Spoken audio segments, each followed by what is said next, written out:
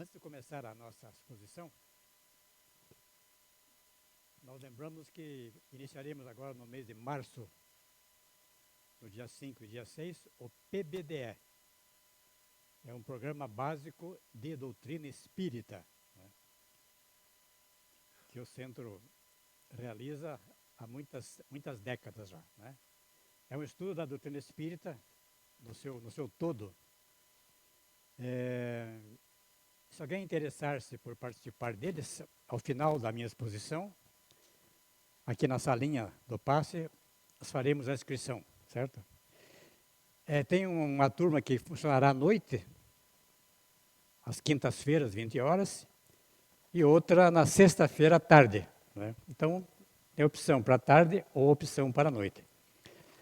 Muito assunto que eu vou tocar aqui hoje será desenvolvido no PBDE, um aprofundamento das questões e um estudo sistemático do Livro dos Espíritos. É um programa bem didático, dinâmico e que realmente dá uma ideia mais ou menos completa, mais abrangente do Espiritismo, certo?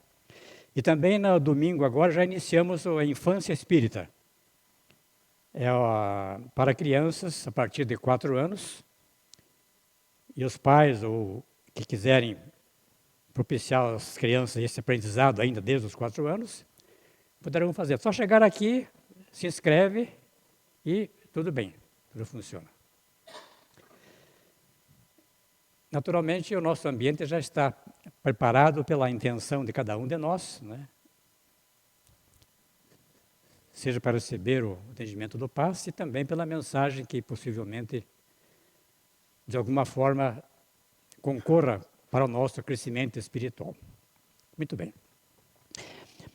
O tema que nos sugeriram que falássemos hoje tem a ver com a segunda edição do Livro dos Espíritos, né, que ocorreu há 166 anos, no dia 2 de fevereiro de 1860. A primeira edição é de 1857, no dia 18 de abril, né? E a segunda, então, foi em fevereiro. Essa capa que eu mostro aqui é da 4ª edição já, que é igual à da segunda edição, né? E que não difere muito da primeira, conforme fala Allan Kardec. Veja o que ele diz a respeito na Revista Espírita. No mês de março, no mês seguinte à publicação da segunda edição, ele faz o seguinte comentário.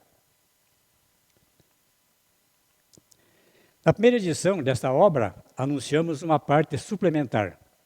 Devia compor-se de todas as questões que ali não haviam entrado, ou que circunstâncias ulteriores e novos estudos deveriam originar. Essa reimpressão pode, depois, ser considerada como uma nova obra, né? Posto não tenham os princípios sofrido qualquer alteração, salvo muito poucas exceções. Depois vou falar uma que é fundamental, né? Que são antes complementos e esclarecimentos do que verdadeiras modificações. Kardec tentou dar um caráter mais didático à distribuição dos temas que ele desenvolveu na primeira edição. Para quem não sabe, Kardec ele foi um pedagogo muito importante, né? Quando ele interessou-se pelos fenômenos espíritas, né? Ele já tinha 23 livros publicados sobre gramática e também sobre matemática, e que foram usados até pouco tempo no ensino fundamental da França, né? Ele foi aluno de Johann Heinrich Pestalozzi, que é um dos pais da pedagogia moderna. Chegou lá com 11 anos, em Verdun, na Suíça, e saiu perto dos 20 anos. Então ele saiu muito bem preparado, né, para as tarefas que ele desempenhara. Foi premiado em várias academias, né? Inclusive na de Arras. Arras é uma cidade lá da região norte da França, altos da França, né? Onde ele ganhou um prêmio sobre o melhor programa para o ensino fundamental na França. Então ele era preparadíssimo para isso. Então a segunda edição já é muito mais bem elaborada, como ele diz, e desenvolveu conteúdos que não couberam na primeira, mas que foram na segunda desenvolvidos e com novas mensagens que deram a ele os Espíritos. Muito bem. A primeira edição de 57 tinha 501 questões, né? Ele divide em 3 livros. O primeiro, o Doutrina Espírita, o segundo livro morais, e o terceiro, esperanças e consolações. Já a segunda edição tem 1018 questões. Inclusive a 18 desdobra em A e B. Então alguns falam que é 1019. Não altera nada, mas está aí lá. E nessa edição, então, ele dá uma repaginada na distribuição, né? No livro primeiro, as causas primárias. Fala de Deus, Espírito, matéria, né? Na segunda, o mundo espírita, o mundo dos espíritos, as leis morais no terceiro, e na quarta, esperanças e consolações. Então eu vou dar alguns lances sobre cada uma delas, porque é muito difícil fazer um resumo do livro numa palestra, não é? Isso o PBDE, que eu falei há pouco tempo, dá essa oportunidade de visualizarmos integralmente, com detalhes, o Espiritismo. Muito bem. Então não será uma aula, mas sim focalizar temas, né, que nos despertem o interesse para estudarmos a doutrina. Das causas primárias, Deus, Espírito, matéria e fluido cósmico universal. O que é o fluido cósmico universal para o Espiritismo, né? Seria um princípio básico que existe em todo o universo. Não é? Claro que para a ciência oficial isso ainda não é, digamos assim, verdadeiro. Não é? Mas para o Espiritismo é nos ensinado que existe um princípio espiritual, né, que alguns chamam de hausto do próprio Criador. André Luiz, em especial, chama de hausto do Criador. Permeia todo o universo, né? E é um fator importantíssimo no equilíbrio da natureza. Como vocês sabem, a ciência está buscando respostas, né? E tem conseguido muito sucesso, e também muitas dúvidas desse sucesso surgem, né, com relação à explicação do universo. Nós vamos correr da exposição falando um pouco sobre isso. E a primeira questão do livro, então, a questão 1, é com relação a Deus, né? Deus é a inteligência suprema e a causa primária de todas as coisas. E o importante nisso aí é que ele não pergunta quem é Deus, né? Mas o que é Deus, né? Então é a causa primária, né? E não entra em detalhes. E argumentam os espíritos que se nós não podemos entender o que Deus seja, nós podemos deduzir o que ele não pode deixar de ser. Uma análise da obra que nós imaginamos e vemos e percebemos ou não no nosso universo, né? Então, o que é Deus já começa de uma forma diferente, né? É um Deus visto de uma questão muito mais abrangente, né? Levando em conta que personalizar Deus, digamos, num ser humano, né, como faz o Velho Testamento e outras doutrinas, né, para nós não tem muito sentido. Respeitamos, é claro, né, mas é uma forma diferente de abordar, digamos assim, o Criador. Então ele fala que o Deus, por exemplo, tem atributos pelos quais nós podemos identificá-lo ou senti-lo, né? Deus é eterno, é imutável. Deus é imutável. Haja vista as leis da natureza, né, que são imutáveis, né? Hoje se questiona já com as novas descobertas da ciência, os telescópios poderosos que sondam, digamos, as profundezas do universo, né, de que realmente essas leis são totalmente imutáveis, né? Mas, por enquanto, prevalece de que elas seguem os ditames que a cosmologia consegue obter para tentar explicar de alguma sorte, ainda que provisoriamente, o nosso universo. Deus é imaterial, então Deus é espírito, né? É único, é todo-poderoso e é soberanamente justo e bom, né? Acho muito importante essa questão da justiça com relação a Deus, né? Não tem favores, né? Até para brincar um pouquinho, para a gente, por exemplo, analiso depois no jogo de futebol o jogador que fez o gol. Então ele fala assim: Deus iluminou meu pé e eu fiz o gol, chutei e fiz o gol. Isso não faz mal para quem fala assim, muito pelo contrário, né? Mas Deus é justo, então como é que ele pode beneficiar um e não pode beneficiar o outro? Então Deus é justo por excelência. Exemplo bem simples, né?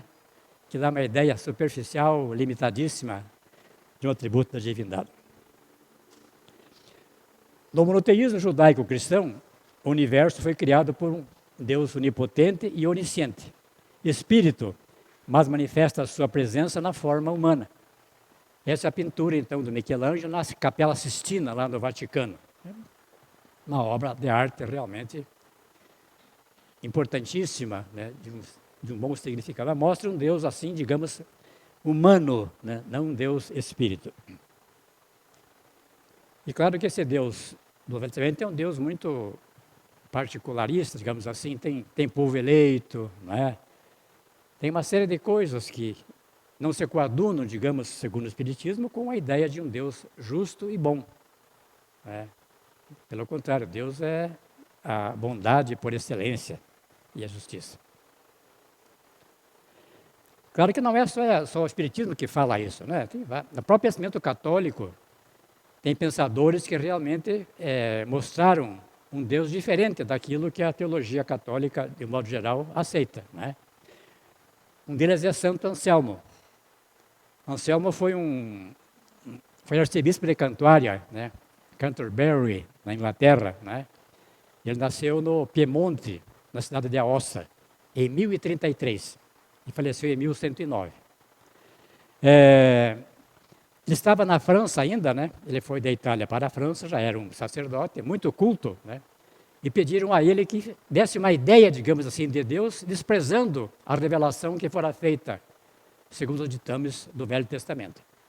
Então ele escreve um chamado proslógio, que, bem resumido, diz assim: existe na mente de todo homem a ideia de um ser que não se pode pensar outro maior. Seria Deus, né? Logo, o ser do qual não se pode pensar outro maior deve existir também na realidade. Logo, conclui-se que existe Deus e esse ser é perfeitíssimo. Isso é um resumo, né, do pensamento do Anselmo, que depois foi santificado, né, no Proslógio. E outro pensador católico muito importante que fala sobre isso é São Tomás de Aquino, né, do século XIII. Ele nasceu em 1225 e morreu em 1975. Viveu 50 anos. Né? Ele aprofunda essa ideia de Santo Anselmo e, criando Deus, chama até de motor do universo, entre outras coisas. Né? Então, o pessoal que é católico esteja aqui, eu recomendo que tentem ler Tomás de Aquino, em especial a Suma Teológica, onde ele faz um trabalho espetacular, mostrando, digamos assim, aspectos da divindade que transcendem a revelação feita através do Velho Testamento, da Bíblia como um todo. Muito bem. A ciência revela cada vez mais uma consciência subjacente ao universo, intelectualizando os fenômenos físicos. O que será essa inteligência, se não Deus? Já se discute alguns cosmólogos e espiritualistas essa presença divina, digamos assim, em todo o universo. Né? Não sendo Deus o universo, como vou ver depois no panteísmo, logo aqui em frente. Para ter uma ideia, digamos assim, da grandeza de Deus, né? Nós vamos deixar lá a galáxia de Andrômeda, que eu mostrei no slide anterior, para falar do nosso corpo humano. Né? Não só do corpo humano, como dos animais de um modo geral. Né? Até 1628, né? Século XVII, por exemplo, né? Não se tinha uma noção completa de como ocorre a circulação sanguínea. As artérias levam o sangue do coração para as várias partes do corpo humano e depois retorna pelas veias até o coração para iniciar um novo ciclo. Ficou definido isso, né? William Harvey, um médico inglês, né? Médico do rei Jaime I, consolidou, digamos assim, para a ciência do seu tempo, a circulação, então, sanguínea. Né? Só que não explicou como é que esse sangue chega nas várias partes do corpo. Né? O sangue circula pelas artérias, as veias recolhem o material para ser reciclado pelo coração, que manda para o pulmão, que volta para o coração, e daí o ciclo continua. Né? O que é que permite que o sangue chegue às várias partes do corpo. Então, na segunda metade do século XVII, um médico italiano chamado Marcello Malpighi, com um microscópio mais aperfeiçoado e melhor, descobriu os capilares, que não aparecem, né? Não aparecem a olho nu, né? Nós vimos um pedaço de carne, seja de que parte do corpo for, nós não vimos isso, né? Então foi um telescópio mais bem elaborado, bem mais desenvolvido, que levou o Marcello Pighi, então, a concluir pela existência dos capilares. Principalmente nos pulmões, que ele verificou isso. E depois em outras partes do corpo. O que é que tem de genial nisso tudo? Esses capilares invisíveis, se colocados um ao lado do outro, numa sequência, dariam no ser humano uma volta quase à Terra. É impressionante, né? Que maravilha isso, né? Como é que foi imaginado um sistema tão rico como esse, né? Que a ciência consegue já dominar. Tem que ser uma inteligência superior, né? Se não for Deus, um outro espírito, ou quem sabe uma outra civilização, né? Há dúvida a respeito, mas no fundo, principalmente é a inspiração divina, que possibilita que cheguemos a tais conclusões. Então é muito importante. Claro, isso vale para todos os seres vivos, né? Estou falando aqui apenas do nosso organismo físico, do ser humano. A célula, por exemplo, né? A célula, por exemplo, é invisível, né? Quando nós tomamos banho, né? Nós eliminamos da nossa pele milhões de células que morreram, né? Elas se contam a bilhões de células, trilhões, quem sabe, da nossa organização. É a unidade anatômica e fisiológica de todos os seres vivos, né? E o que é que esse minúsculo ser, invisível para nós, para o olho humano, apresenta como detalhes que chamam a atenção? A complexidade das informações contidas em cada célula do corpo humano é tamanha e tão impressionante que ler uma letra por segundo desse código levaria 31 anos, dia e noite, ininterruptamente, numa célula invisível. Então vejam vocês que algo de transcendental, né, se deduz com relação à própria célula dos seres vivos e a nossa, por decorrência. Quem fala isso é um biólogo americano, na chamada Biologia da Crença, Bruce Lipton, né? Um livro que eu recomendo para quem gosta desse assunto, né? Biologia da Crença. Acho que a biblioteca deve ter esse livro aqui, se não me engano. Não é um livro espírita, mas nos dá uma boa informação com relação ao desenvolvimento da fisiologia humana. O panteísmo. Kardec estuda, faz perguntas, o que é o panteísmo? Pessoas que acham que Deus é o universo, né? Não é um ser espiritual, não importa, Deus é o universo, está em tudo, está presentemente em tudo, né? A palavra grega pan, que significa tudo, e theos, que significa Deus. Então o universo, todo ele é Deus. Então os espíritos respondem a Kardec que isso não é verdadeiro, né? Que Deus é o Criador. Tem Deus, o Espírito e tem a matéria, né? De alguma sorte nós temos, digamos, a presença em nós divina, mas não uma presença, vamos falar entre parênteses, física, né? Ele está realmente em nós, podemos senti-lo, né? Mas ele não é, digamos, o universo como muitos pretendem. Um indivíduo que pesquisou muito a questão do panteísmo foi o Baruch Spinoza. Spinoza foi um grande filósofo, né, iluminista do século XVII, né, que estudou, ele achava que Deus realmente Deus é a substância infinita. Para nós, Deus é a inteligência infinita. Ele tem muita coisa boa, né? Só que ele afirmando isso, ele foi anamatizado tanto pela Igreja Católica como pelo pensamento do judaísmo. Ele era filho de judeus, né? Então ele foi anamatizado de uma forma cruel, né? Tentando menosprezar o trabalho que ele realizou.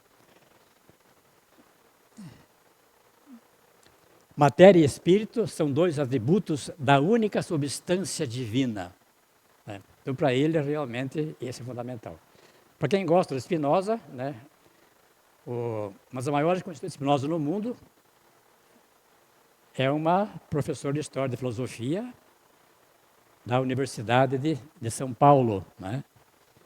Ela estuda com profundidade o Baruch Spinoza. Marilena Chauí. Então, o panteísmo para nós ele não tem sentido. Respeitamos, é claro, mas não tem sentido. Então, Deus não é o universo. Ele é o criador do universo. Né? Como e quando são questões que não temos resposta ainda pela nossa condição espiritual ainda limitada. Nesse capítulo também se fala da matéria. Deus, Espírito e matéria. Né? A união do Espírito e da matéria é necessária para intelectualizar a matéria. Você sabe o que é isso? Quando eu era jovem, que eu lia, eu não sabia. E hoje continuo não sabendo. Né? Mas temos uma ideia, né, já, né? Pelas muitas descobertas que a ciência faz, né? Que alguns cientistas particularmente fazem. Né? Porque, por exemplo, a física quântica não fala em Deus, não fala em espírito, né? Mas alguns físicos quânticos espiritualistas, sim. Né? Então, eles explicam de uma forma assim, bastante simples, para o meu modo singelo de compreender, né? Que existe um material subatômico. Então, o átomo já é a intelectualização, digamos assim, pelos espíritos da matéria, para mostrar a matéria como nós temos aqui. Né? Mas não vemos que é uma infinidade de partículas. E o que é que leva essas partículas a se unirem para formar o átomo? Né? Para esses físicos espiritualistas, então, né, da física quântica, seria o espírito ou a consciência. É a nossa consciência que faz que se crie realmente o átomo para desempenhar o papel que ele tem na organização da matéria. Então é importante. Então o Deus Espírito fala isso, né? É necessária a união do Espírito à matéria para intelectualizar a matéria. Não sei se responde o modo de pensar de cada um, mas a mim já me satisfaz, ainda que superficialmente. Aí o átomo organizado, né? No nível subatômico, a matéria não tem tendência a existir. Foi o que eu falei, né? A matéria é uma possibilidade quântica da consciência, né? Porque hoje se admite já oficialmente na ciência, né, a questão da onda e partícula, né? Que a matéria, ela ora pode ser onda e pode ser partícula, né?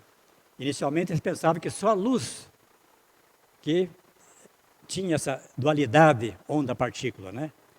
Depois, com a pesquisa de um físico francês, chamado de Broglie, ele sistematizou então de que não, vale para toda a matéria, né? Então todo elemento, digamos assim, toda molécula, de uma substância qualquer, ela existe no nível de onda e pode também existir no mundo de partículas. E a consciência que provoca então esse colapso da onda, né? Isso é um dado, ainda que incorreto pela minha ignorância do assunto, né, para explicar a matéria. É a consciência que provoca o colapso da onda de possibilidade quântica. Fala em colapso da onda, né? Muito bem. Veja o que falam os espíritos a Kardec, né? A matéria existe em estados que não percebeis. Ela pode ser, por exemplo, tão etérea e sutil que não produza nenhuma impressão aos nossos sentidos. Entretanto, será sempre matéria, embora não o seja para vós. Isso numa época em que se conhecia 3 estados da matéria: sólido, líquido e gasoso. Né? Foi depois de Kardec, na segunda metade do século XIX, que o William Crookes descobriu a matéria radiante, o plasma. Né? Para quem não sabe, William Crookes era espírita. Ele pesquisou materializações dos espíritos. A médium Florence Cook, as médiuns americanas, né? As irmãs Fokker, todas trabalharam com o William Crookes. Né? Ele tornou-se realmente um espiritualista e um espírita. Né? aceitava tranquilamente, criticada ao extremo por assim pensar, por assim deduzir, né? Mas ele criou o estado, a matéria, o estado radiante. Hoje são já 7 estados da matéria, né? Um deles é o condensado Bose-Einstein, que eu só cito sem saber nada a respeito, né? Seria o 5º, mas tem mais 2 ainda que eu nem sei o que seja. Estado da matéria. Mas ela existe também existe outro tipo de matéria que a ciência está tentando já, digamos, admitir que deve existir para poder entender melhor o universo. A ciência está pensando assim. Muitos cientistas realmente cogitam disso, né? Matéria escura, por exemplo, não está provado que existe, né?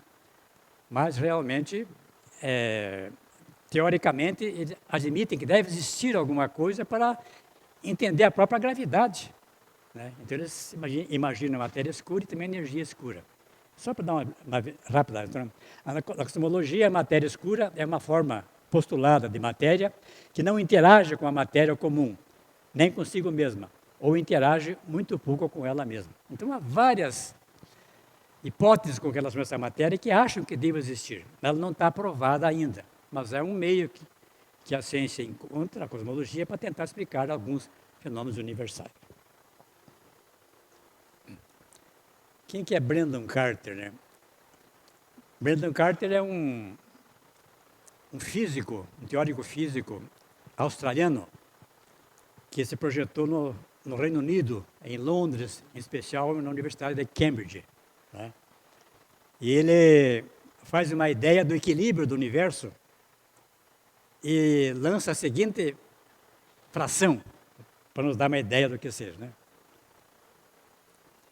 Equilíbrio entre a força da gravidade e o eletromagnetismo. A variação na proporção de uma parte em 10 dozilhões inviabilizaria a formação do universo. Ele é autoridade em buracos negros, é um indivíduo realmente de subido valor intelectual no campo da cosmologia, né? Então você veja, 1 sobre 10 mais 39 zeros. Que fração é essa, né? Vejam vocês, 1 sobre 2, 1 sobre 5, 1 sobre 80, 1 sobre 1 bilhão, né? 1 sobre 1 dozilhão, 1 sobre 10 dozilhões. Isso não é nada. Ele acha que uma variação qualquer nesse nível inviabiliza o universo. Então, tem que existir uma causa fundamental para que esse equilíbrio ocorra, né? E claro que para nós isso, naturalmente, é o pensamento divino que permeia todo o universo. Ele também, por ser admitir vida em outros mundos, ele defende o princípio antrópico. O que é o princípio antrópico, né? É o seguinte, né? Ele acha que se não existisse vida, o universo não seria percebido. Porque não teria quem percebesse o universo. Então ele desenvolve a ideia do princípio antrópico, alguma coisa que realmente existe, né? Que seria a vida, a inteligência, né? Que realmente consegue ver o universo, né? Isso é meio complicado, né? Mas é uma coisa interessante. Pesquise lá na internet o princípio antrópico, né? E aprofunde a ideia que eu lanço aqui.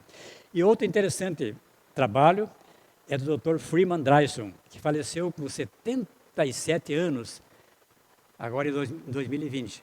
Ele é um indivíduo de alto saber no campo da física, né?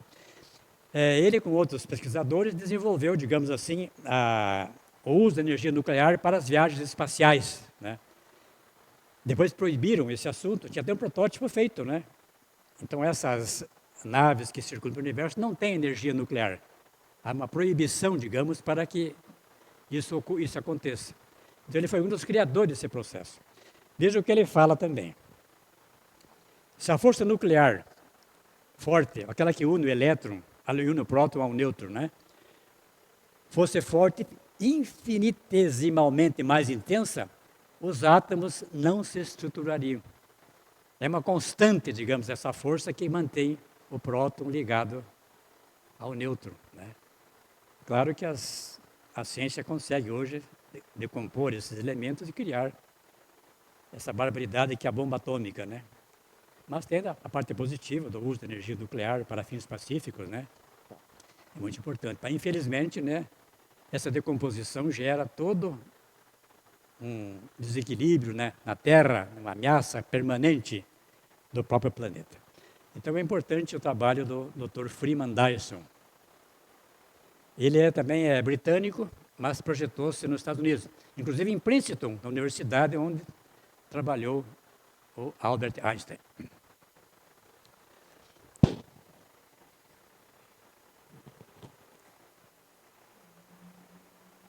Essa galáxia de Andrômeda, né, visível a olho nu. Andrômeda com as nuvens de Magalhães são visíveis aqui no sul, né, no lugar sem luz nas cidades, né, consegue-se observar Andrômeda, né. Então eu tenho uma experiência pessoal muito importante.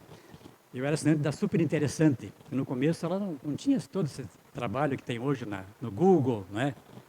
Ela talvez trazia vários dados. E ele falava então de Andrômeda e das nuvens de Magalhães, que eram vistas, digamos assim, a olho nu, e dava o caminho para a gente chegar a vê-las. Como a gente não é astrônomo, né, tem muito pouca noção a respeito. Hoje sei um pouquinho mais, mas na época eu não sabia nada de nada. Né? Lá em Itaiacoca, onde nós temos uma pequena chácara familiar, né, uma noite eu fui olhar e enxerguei Andrômeda. Foi uma emoção muito grande que eu senti. E qualquer um pode ver. Né? Uma noite com céu limpo, né, sem luz na cidade, você consegue ver. Então eu entrava na casa e saía, entrava e saía, porque falou muito bem ao meu coração a descoberta de Andrômeda. É uma galáxia próxima da nossa, 2,5 milhões de anos-luz. Em termos astronômicos é perto, né? Mas é uma barbaridade de distante, né? Muito bem. As coisas que na Terra sabemos, né? O Espírito fala muito bem da limitação que caracteriza o ser humano, né? Não precisa ser o Espírito falar, né? Qualquer um deduz disso, né? Vendo a imensidão do cosmos e as maravilhas da natureza no nosso próprio corpo físico, né? O nosso sistema solar tem 4,5 e 4,6 bilhões de anos, correspondendo mais ou menos a 1/3 da idade do universo. É provável que existam civilizações com milhões ou até bilhões de anos mais velhas do que a nossa. Isso é lógico, né? Hoje é visto, então, que existem outras galáxias, né, que circulam por aí. Voltando de Andrômeda um pouquinho, né, ela foi a primeira galáxia admitida como galáxia. Né? Até então se aceitava que ela era uma nebulosa e que fazia parte da Via Láctea. Né? E quem criou, então, quem desmistificou essa limitação foi o Edwin Hubble, né?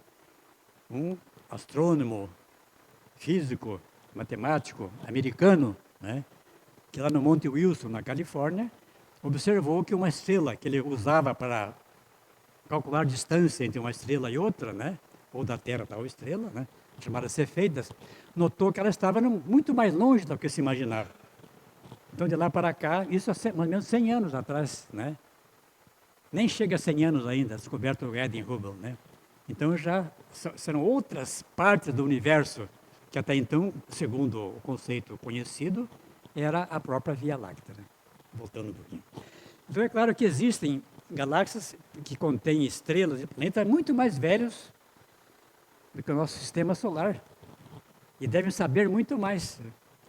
Imaginem vocês se tivéssemos descoberto a internet 100 anos antes. Onde é que estaríamos?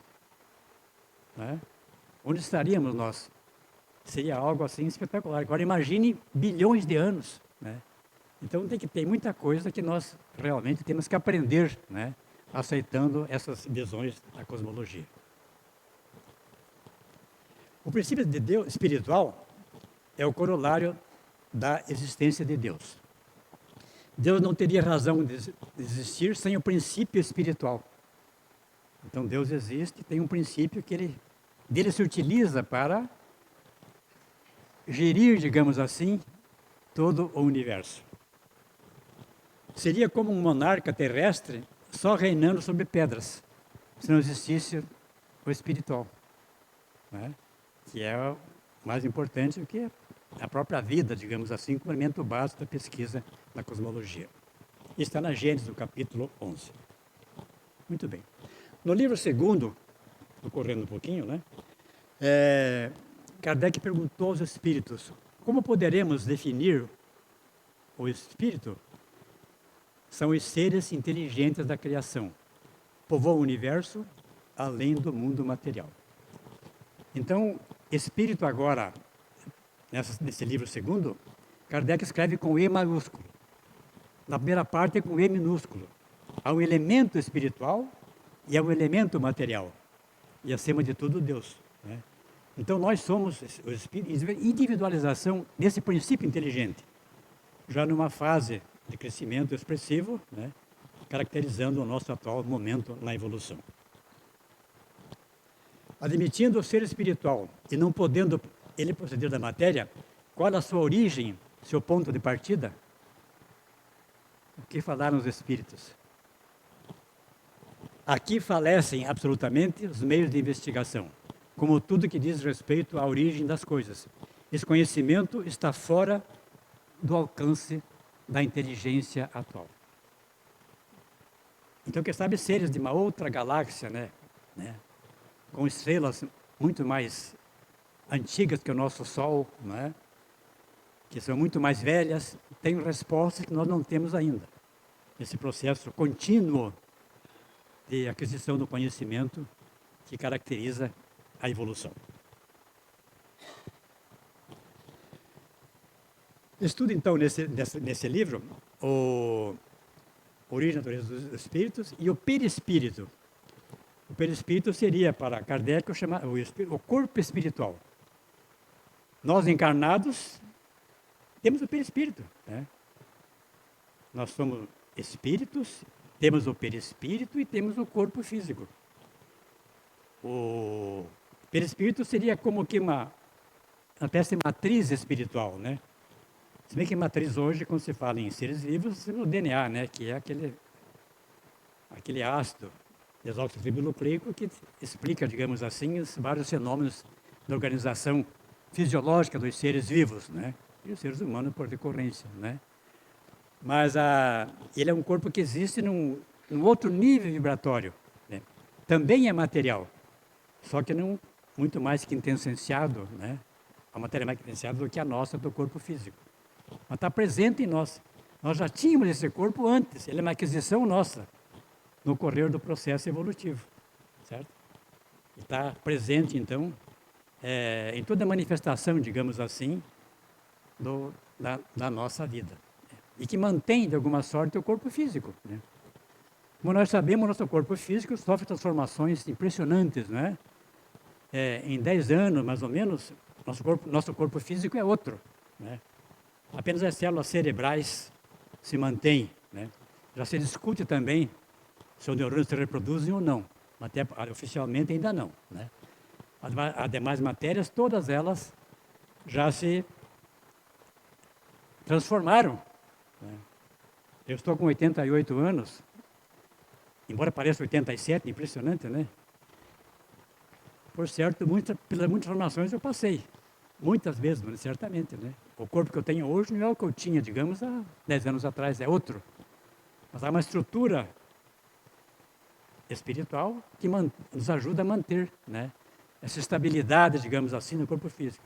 Aparência, um pouquinho mais feio, né? Mais judiadinho, né? Mas somos os seres espirituais por excelência. A ordem do espírito, né? Como eu falei que nós somos uma individualização do princípio espiritual, né? E há várias ordens de espírito. Então ele fornece nesse capítulo, nesse livro, uma ordem, uma escala espírita. Espíritos inferiores, espíritos superiores e espíritos puros, né? Essa gama que a evolução permite que vamos paulatinamente adquirindo conhecimentos, etc., né? Num certo nível da nossa existência. É bem desenvolvido no Livro dos Espíritos detalhes sobre a escala espírita. O perispírito, ou corpo fluido dos espíritos, é um dos produtos mais importantes do fluido cósmico. É uma condensação desse fluido em torno de um foco inteligência ou alma. Só voltando ao perispírito no corpo físico, um exemplo que os espíritos dão é que a chamada sensação de integridade nos amputados, né? Claro que aí entra o cérebro também, né? Pessoas que perdem, digamos assim, um membro, né? Um pé, uma perna, uma mão, e continuam sentindo dor, né? Tem até tratamento específico, especialização médica, para tratar de pessoas que passam por esse processo, né? Então, parece que seja claro que tem tudo a ver com o cérebro físico, mas uma decorrência desse princípio espiritual, perispiritual, que está presente em nós. Então, é uma condensação do fluido cósmico em torno de um foco inteligente ou alma. O corpo espiritual e o corpo carnal têm, pois, a sua origem no mesmo elemento primitivo. Ambos são matéria, ainda que em dois estados diferentes. Percepções, sensações e sofrimento dos espíritos, no mesmo capítulo, né? A alma, uma vez do mundo espírito, ainda tem as percepções que tinha nessa vida? Sim, e outras que não possuíam, porque seu corpo era como um véu que a obscurecia. A inteligência é um atributo do espírito, mas se manifesta mais livremente quando não tem entraves. Então, quando nós encarnamos, nós somos limitados a perceber as coisas pelo sensorial. É o cérebro, o sistema nervoso, né, que nos leva a perceber, pelos sentidos, o mundo em que nós vivemos. Não quer dizer que nós não estejamos vivendo o mundo espiritual. Tá?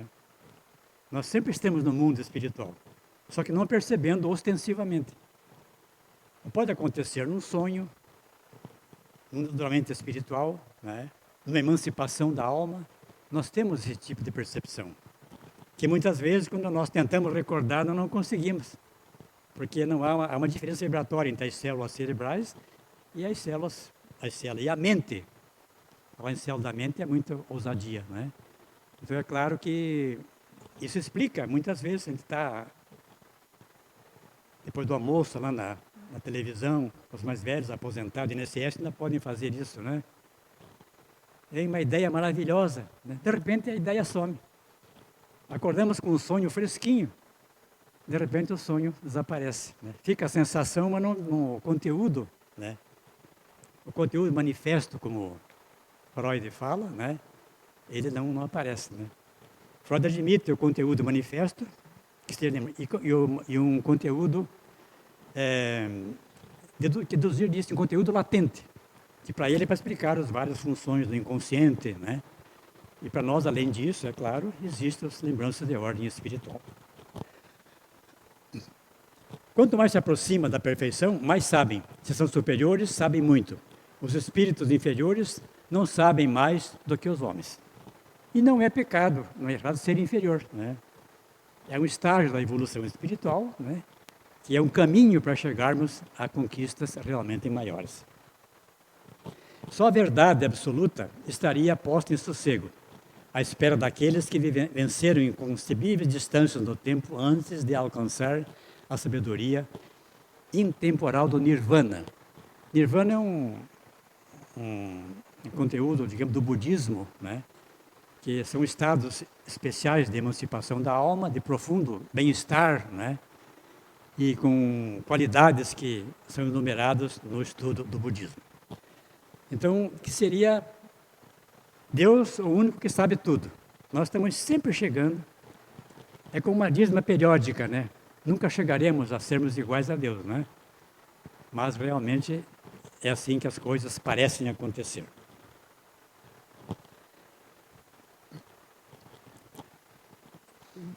Quando Kardec escreveu em 57 o Livro dos Espíritos, né? Átomo era coisa nova no pensamento científico ocidental. Claro que os gregos já falavam no átomo, né?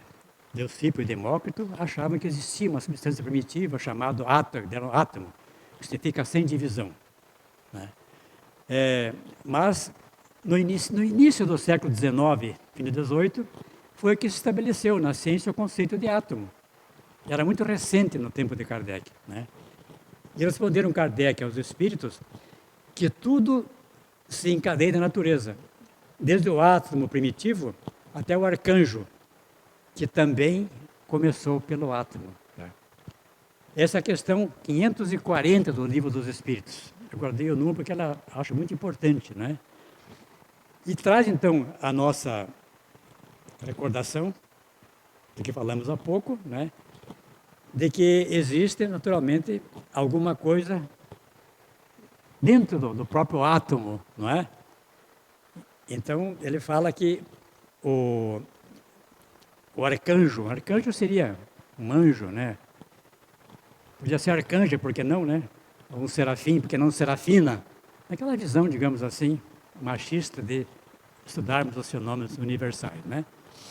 Mas é uma progressão.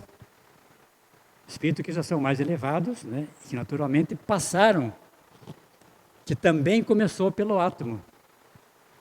A experiência, a vivência do elemento espiritual para organizar a matéria e depois os espíritos que surgiram dessa individualização levaram que nós tivéssemos condições de iniciar um processo já mais aprofundado de evolução. Então, desde o átomo até o arcanjo, que começou pelo átomo, né? Aí uma ideia bem romântica, né? Do anjo. Essa está mais para anja, né? Já é alguma coisa, né? Transcendeu a limitação machista. Claro que isso tem a ver com o que fala a ciência, né? Uma evolução nuclear que aconteceu, segundo alguns, no Big Bang, segundo a ciência, né? Que está sendo colocada já em choque, né? Pelas incursões do James Webb e outros telescópios, né? Que estão achando galáxias muito próximas do início do universo, que é inconcebível até então, né? 200 milhões de anos, uma galáxia, né? Maior que a Via Láctea, né? E algumas têm até buracos negros. Então, estou questionando esse início, realmente, né? Mas, quando nós fizemos essa palestra aqui, né? Falar do Brasil inicial, já havia, então, trabalhando nesse contexto, o elemento espiritual. Claro que a ciência não fala em espírito, falando de agora, né? Depois, uma evolução química, né? No espaço interestelar e também no coração das estrelas, né? A minha evolução química que acontece, né? As supernovas, estrelas que explodem e inundam um espaço imensamente, né, grande, desculpe a redundância, né? O nosso universo. Depois uma evolução biológica, né? Que ocorre no oceano aqui na Terra e também na superfície terrestre, né? E finalmente uma evolução antropológica, né? Que teria começado, digamos, o ser humano há 2 bilhões de anos, 1 bilhão e meio de anos, há várias afirmações a respeito, né? E o Homo sapiens, que é o nosso ancestral mais recente, seria mais ou menos 200 milhões de anos, algo também realmente sensacional. E aqui que eu falei que há uma mudança do primeiro livro com relação ao segundo. No primeiro livro que Kardec organizou, com as lições dos Espíritos, ele fala que o homem foi sempre homem, o ser humano foi sempre ser humano. Isso vinha de uma ideia da biologia, chamado fixismo, que as espécies evoluem dentro da sua própria espécie. Então o homem não teria evoluído, o ser humano, de um ascendente anterior. Ele evoluiu a partir do próprio homem, né? Isso foi derrubado por Darwin, né? Claro que já 50 anos antes, um outro naturalista francês, chamado Jean-Baptiste Lamarck, em 1809, já levantou a ideia de que uma espécie pode transformar-se em outra. Então, o primeiro livro fala que o homem foi sempre homem. No segundo, vejam o que Kardec fala. A alma seria o princípio inteligente dos seres inferiores da criação? Hoje, na biologia se fala em elementos e seres básicos, não inferiores, né? Porque dá uma ideia negativa, né? Então, seres básicos seria mais consentâneo com a atual visão que a biologia dá, digamos assim, dos seres vivos, né? Veja o que Kardec fala. É nesses seres que está longe de conhecer inteiramente que o princípio inteligente se elabora, se individualiza pouco a pouco e ensaia para a vida, como dissemos. Então já dá uma destinação aos seres vivos, né? E admite realmente, o Espiritismo então é evolucionista nesse aspecto, né? Só que não são só formas que evoluem, é o espírito que evolui através da forma. É uma visão, digamos, mais profunda do que pensam os darwinistas, né? Claro que é uma posição que as religiões, de modo geral, não admitem, aqui no Ocidente, né? As religiões estão aferradas, digamos assim, ao Velho Testamento e não acham que esse é o caminho. É o chamado criacionismo. Deus criou tudo, né? E já mostrou a coisa organizada, com os padrões que eles imaginam realmente existir, né? Existem muita resistência, próprios americanos, inclusive. Lá tem estados americanos, principalmente ali no centro, né? Mississippi, Missouri, Colorado, né? Eles chamam de cinturão da Bíblia, né? Onde realmente não aceitam. Chega até a proibir em escolas o estudo da teoria de Darwin, né? Que contraria os princípios religiosos. Mostra respeito a eles, né? Tudo bem, né? Não vão ser menores que nós ou piores por causa disso. Né? Então é uma revisão que Kardec fez em relação do primeiro com o segundo livro, que seria errado se permanecesse essa visão, que é fixista, que a própria biologia já transcendeu. Muito bem. As leis morais. A lei morais, digamos assim, seria a aplicação, digamos, do conceito espírita para a sociedade de um modo geral. Kardec estabelece 10 leis e faz perguntas aos espíritos com relação a elas, né? Adoração, trabalho, reprodução, conservação, destruição, sociedade, progresso, igualdade, liberdade, lei de justiça, amor e caridade. Ele vai perguntar, eu não vou falar porque isso é um assunto, não seria impossível, né? Dá uma ideia, digamos, de alguns tópicos que é estudado nessas leis. Claro que Kardec traz para a base do seu trabalho o iluminismo, né? Que foi ele acha que se viesse o espiritismo antes do que veio, teria abortado, né? O iluminismo foi um movimento que surgiu lá na Europa, né? Na Alemanha, na França especialmente, né? Intelectuais, o Newton, Locke, Spinoza, que eu me referi, foi na França o principal centro, né? De Diderot, Voltaire, d'Alembert, Montesquieu. Pregando uma atitude geral de pensamento e ação onde os seres humanos podem tornar o mundo melhor, contra a intolerância e os abusos da Igreja e do Estado. Isso foi levantado, né? Ideias tão profundas que redundaram na própria Revolução Francesa, né? Para tentar transcender as leis, os costumes que norteavam, digamos, esses abusos da Igreja e do Estado ainda no século XVIII, né? Muito bem. A primeira enciclopédia. Pegar uma lei, lei da igualdade, né? A desigualdade das condições sociais é uma lei natural? O que é que vocês acham? Resposta dos Espíritos. Não, é obra do homem e não de Deus. É a questão 806. Interessante, né? Então, essa desigualdade que permeia na Terra, né? Ela é o fruto da ação humana. O continente africano, explorado por séculos pelos europeus, né? Dividiram o território ao seu sabor. Depois foram embora, agora vocês se acertem por aí. E está aquele caos que caracteriza boa parte do nosso continente africano.